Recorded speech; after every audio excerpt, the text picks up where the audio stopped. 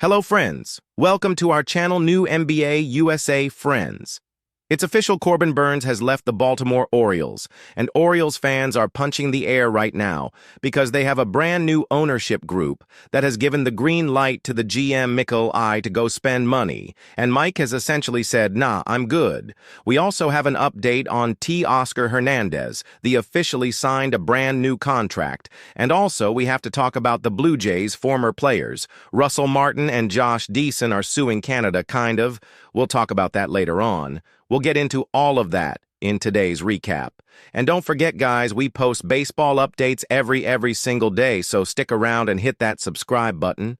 And don't forget that recap is brought to you by SeatGeek and Underdog Fantasy. Use code New NBA USA for a bunch of free stuff and promos.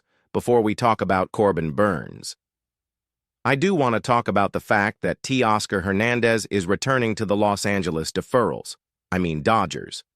But yeah, Teoscar is going back to LA on a 3-year contract worth $66 million. Now there is a 4th year, it's a team option. There's no way they pick up that option.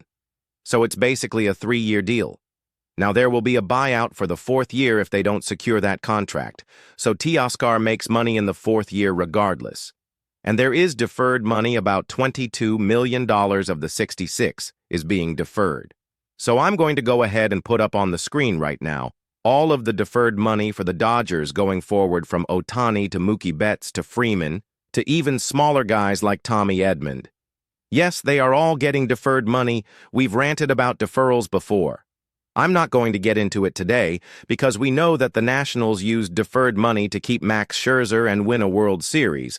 Then they deferred money in Steven Strasburg contract. Rafael Dez has deferred money. Francisco Lindor has deferred money. Everyone uses deferred money, but it's only a problem when the Dodgers do it because Ohtani, he deferred all of that, 680. Because he could, it was his idea, not the Dodgers. And may I just remind you guys that spending a lot of money doesn't just guarantee winning a World Series. The Angels gave Josh Hamilton, Albert Pujols, Vernon Wells. Well, he was a trade, so I don't know if that really counts. And Anthony Rendon, almost $1 billion. And they haven't gotten anything from those moves.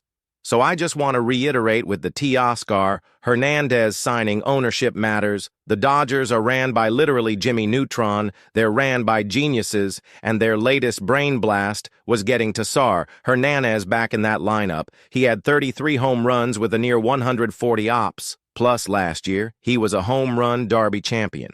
They don't care about defense. They don't care about strikeouts. They want pop. And he brings that. He's one of the best power hitters we've seen in the last decade. But now the Dodgers can go Ohtani, Mookie Betts, Freddie Freeman, Teoscar Hernandez, Max M. Will Smith, Michael Conforto, Tommy Edman, and Gavin Lux. If you guys don't remember, Gavin Lux had a 900 ops in the second half last year. He's still really good. Then on the pitching side of things, you have a Blake Snell Yamamoto glass. Now Tony Gonsolin, who absolutely shreds when he's healthy. Dustin May, same thing. Then you have to shuffle those names around when Ohtani comes back, a future Hall of Famer, and Clint Kershaw. Then if Bobby Miller gets fixed, he's going to be a rotation guy as well. The defense is definitely going to be a little bit sus, especially with a Teoscar Hernandez and Conforto corner outfield. But in terms of the rotation and the lineup, the 2025 Dodgers are shaping up to be one of the deepest teams we've ever seen. Ever. The NL West is going to be a juggernaut for a while.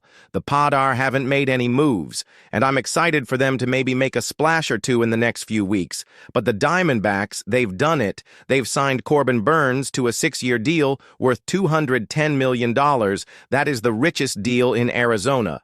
Diamondbacks history. He also has an opt-out after 2026, so let's say Corbin wins back-to-back Cy Youngs and is the best pitcher in baseball. He can opt out and get more than the $35 million-ish a year he's getting right now. Now reports have been surfacing that the Giants and the Blue Jays offered more money, but because the tax rate in California and Canada are so insane, he opted for Arizona. And another thing, his family lives there, so he gets a lot of money, and he gets to be with his family now before we eviscerate the Orioles for their lack of spending. So far this off-season. And the last few off-seasons. I mean, give me a break. Kyle Gibson, Adam Frazier. What are we talking about here? I got to talk about the stacked Diamondbacks rotation because Corbin, I know that has dipped a little bit over the last few years, but he's a Cy Young winner. He won back in 2021. Yes. Again, the strikeouts have dipped every single year. Maybe he was a sticky merchant. I have no idea. He had a 13.3 strikeouts. They're kind of feeling slighted right now. But we'll talk about them in a second. Because the Orioles, they're by far the biggest losers in this mess. The GM, Mike Elias, however you say his last name, 2 years ago, he made a comment that it's liftoff time in terms of adding pieces to the Orioles liftoff. Apparently means Cal Gibson, Adam Frazier, Tyler O'Neill, Gary Sanchez, and Tomoyuki Sanu. I think that those are their free agents. What are you doing, liftoff? That's bad. That's cheap. Meanwhile, the Red Sox, they trade for Garrett Crochet. The Yankees add Max Fried. Now, Elias again, he has been given the green light to spend some money, but he is hell-bent on proving a point to the rest of Major League Baseball that you can win a chip without buying it. He wants to be the anti-Dodgers. I'm paraphrasing as what other people have said about him. He doesn't want to spend money because, again, he wants to prove a point. That's a cop-out. In my opinion, I really think that he doesn't want the embarrassment of giving a lot of money to a guy, that guy being injured or underperforming and regressing. And he looks stupid as a GM. Sure, I respect the idea of building internally maybe a Chase McDare or a Cade Povich actually overperform. And the Rookies of the Year in 2025, and you don't need a Corbin Burns. Or I mean, you do need Corbin Burns. But again, now you have to rely on a Chase McDare, a Cade Povich, who, by the way, Povich was really good to end the season last year. You have some other pieces in play, but you traded for Corbin Burns, and then he leaves for nothing, or maybe he got a qualifying offer so the Oriole will get a draft pick, and they are good at drafting and developing. I don't know. Dude, this just screams of cheap. That's not even a word. But I'm using it.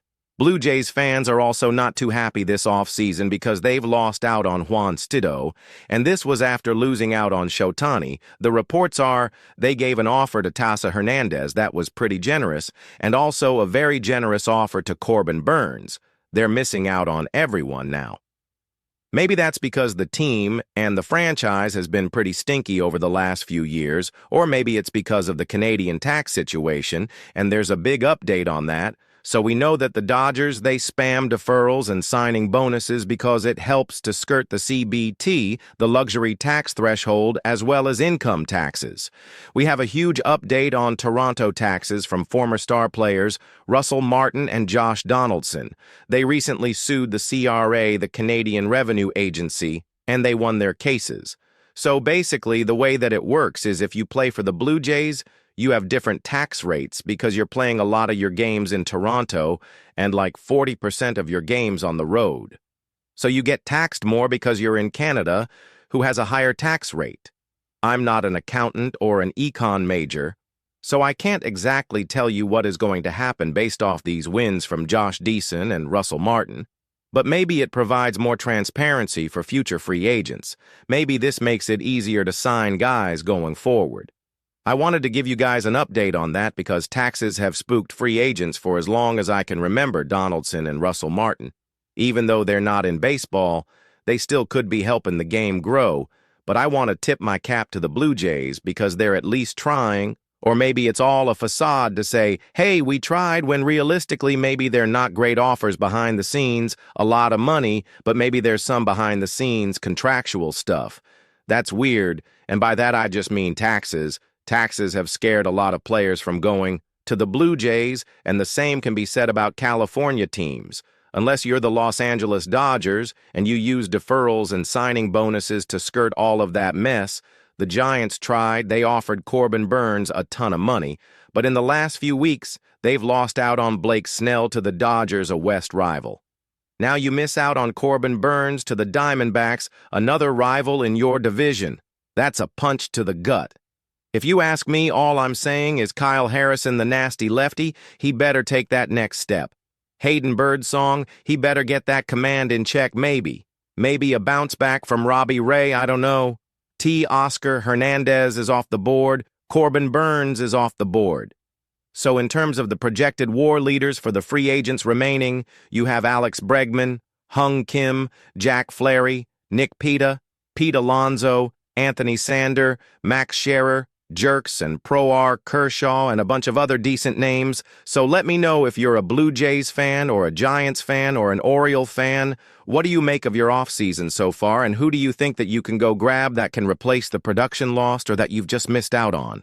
I'm curious, friends. That's all for today in our channel New